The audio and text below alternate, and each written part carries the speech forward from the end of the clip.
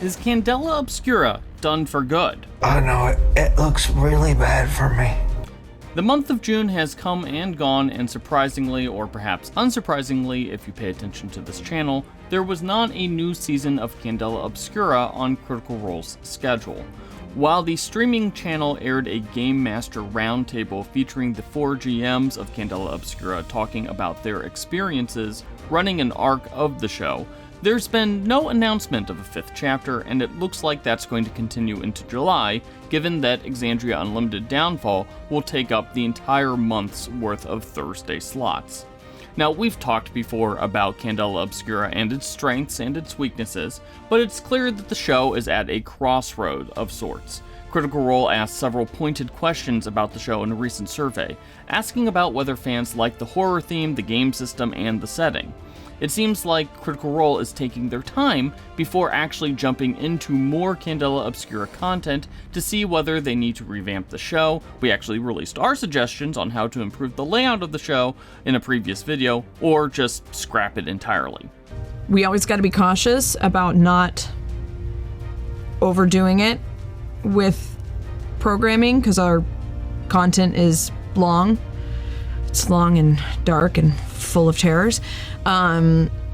So we're going to give Candela a little breather for now because we are making room for some other really cool shit that's coming up. Now, the timing of Candela Obscura's pause is interesting, as this week also marks the end of Midst, Critical Role's first non-Exandria podcast series. Now, Midst was always seemingly a limited series with 3 seasons planned, well, technically 1 new season, as the show's creators had already released 2 seasons of the podcast prior to Critical Role's involvement, and Critical Role just remastered and re-released those episodes.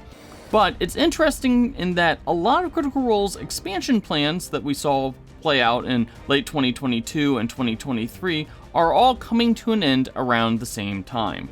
So what's going to be next for Critical Role and its 4th Thursday programming slot in August? We know that the main Critical Role campaign is only airing 3 episodes a month, and that seems to continue at least until the end of Campaign 3. So will it be a reworked Candela Obscura, or maybe something sci-fi related now that Midst has come to an end?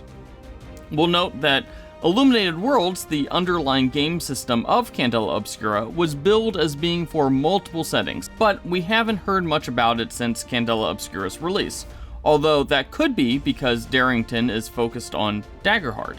And speaking of, maybe the answer here is more Daggerheart content, since the menagerie seems to be very popular with fans, although that could have more to do with the live programming aspect and the feel of those one-shots that feel very much in line and in tone with older Critical Role episodes that everyone loves.